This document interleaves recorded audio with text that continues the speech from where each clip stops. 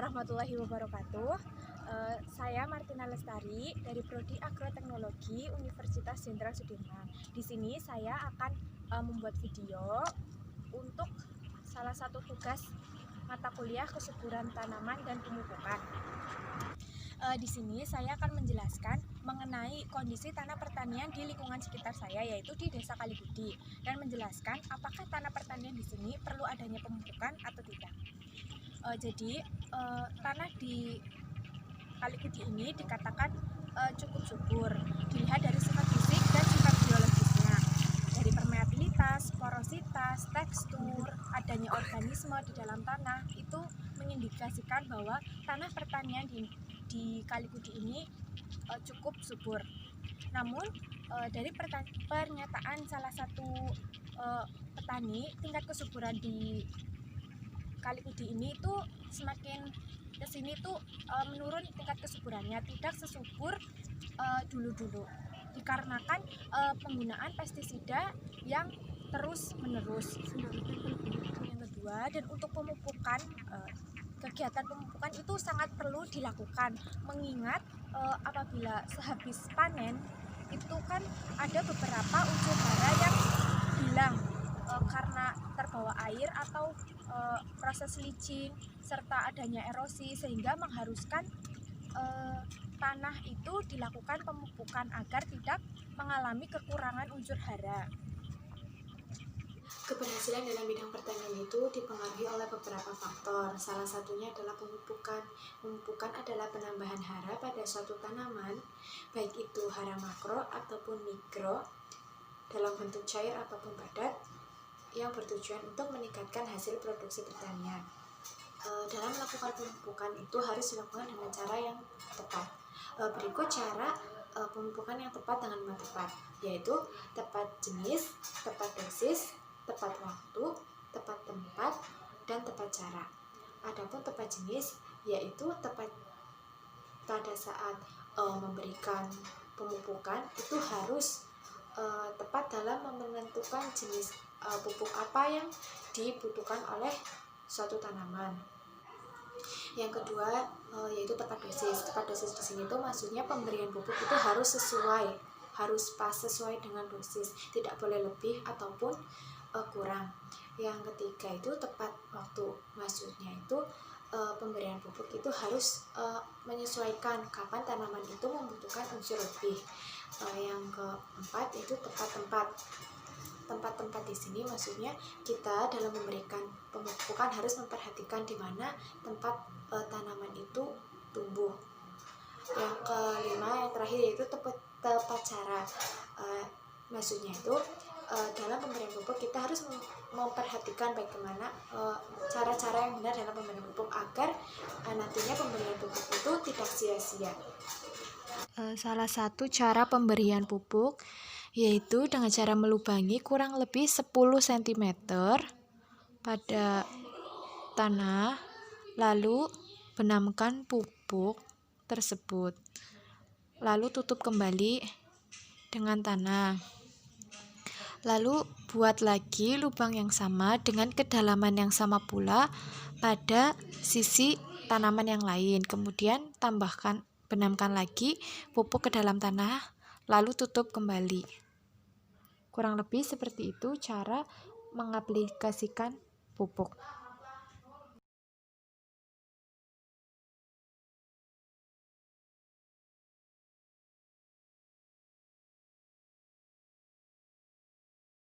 Selanjutnya saya akan menjelaskan sedikit mengenai apa itu pupuk organik dan pupuk anorganik. Pupuk organik itu merupakan pupuk yang berasal dari pelapukan atau penguraian bahan organik yang ada di alam. Nah, salah satu atau beberapa pupuk organik yang sering digunakan oleh masyarakat itu pupuk kompos, pupuk kandang, dan pupuk hijau.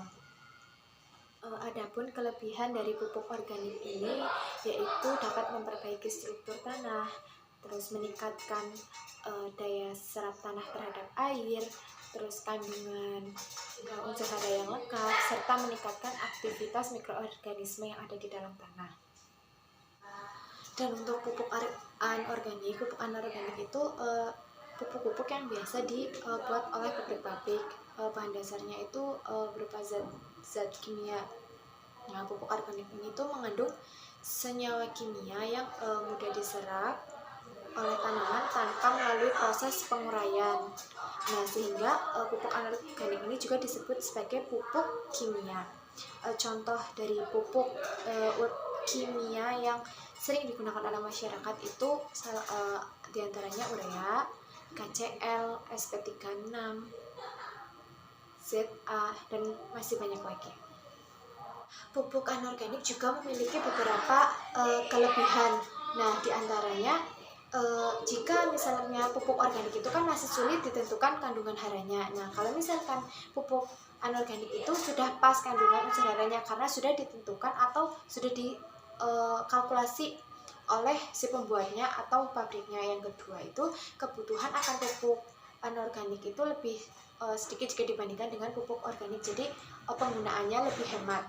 Terus yang ketiga itu kandungan dari pupuk anorganik ini itu kan dari unsur-unsur yang sederhana, jadi mudah diserap oleh si tanaman.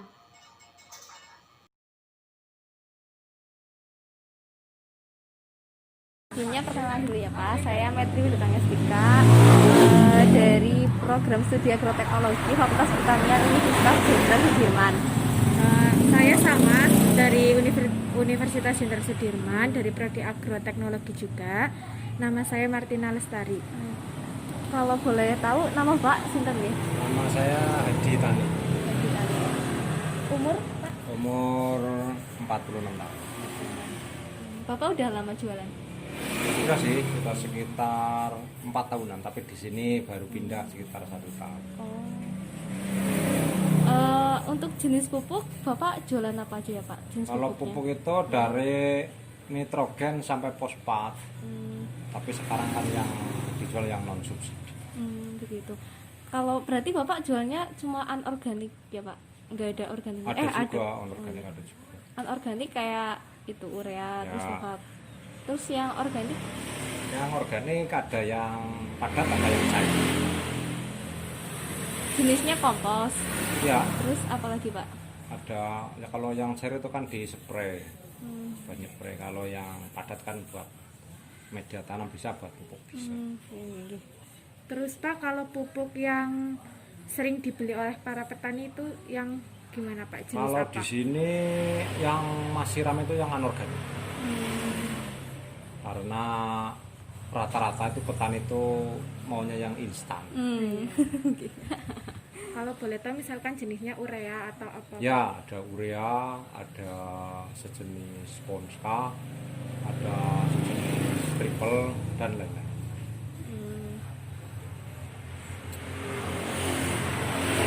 Terus kalau boleh tahu kenapa pupuk itu sering banget dicari petani ya Pak? Maksudnya mungkin ada kelebihannya gitu. Ya, karena mungkin semakin tahun itu kan pemakaian anorganik terlalu banyak. Jadinya kondisi tanah itu kurang sehat. Tapi ya organik sih tetap ada yang cari, tapi kan masih sebagian besar anorganik. Karena anorganik itu cepat untuk mendapatkan hasil. Jadi mereka tidak memikirkan kondisi Efeknya. tanah. Terus kira-kira berapa banyak pupuk yang bisa laku terjual dalam 1 bulan? Kalau kios sekarang kan tidak bisa menjual subsidi, otomatis yang menjual yang non subsidi. Jadi kalau kurang lebih ya per musim itu bisa nyampe 20 ton. Terus Pak ada bedanya nggak ya Pak penjualan di saat musim tanam sama nggak musim tanam kayak? Iya, di sini kan petani sawah. Itu mayoritas kalau pembelian pupuk kalau ke musim padi. Nah, seperti di tempat lain yang ada palawija itu masih tetap lama. Kalau di sini rata-rata kan petani sawah. Terus Pak sebelum pembelian pupuk biasanya petani konsultasi ke Bapak dulu nggak ya? Ya, ada yang konsultasi, ada yang tidak. Kalau iya Pak, hal apa saja yang Bapak mungkin rekomendasikan maksudnya buat petani itu? Ya, misalnya Pertimbangan apa saja? sawah kan ada berbagai macam kondisi. Iya. Kalau yang airnya terlalu banyak, otomatis kan itu tidak bisa memakai terlalu banyak nitrogen. Kalau tanahnya tinggi kan unsur haranya kan rendah, otomatis dia harus memakai lebih banyak nitrogen.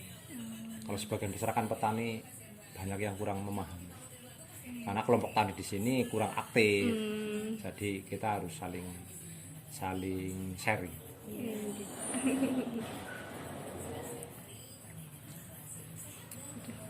Oh iya Pak, mau tanya detail spesifikasi pupuknya gimana ya Pak, yang pupuk anorganik, mulai dari pupuk anorganik misalnya Ini gimana tuh? bentuknya, terus warnanya.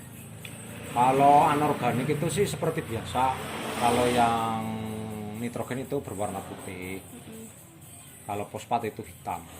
Bentuknya butiran-butiran. Kalau bentuknya ada yang granul, ada yang pril. Tergantung mereka suka yang mana. Iya. Kalau organik sendiri, Kalau organik dulunya ada yang granul, tapi sekarang kompos home industri otomatis dia hasil fermentasi dari kotoran hewan.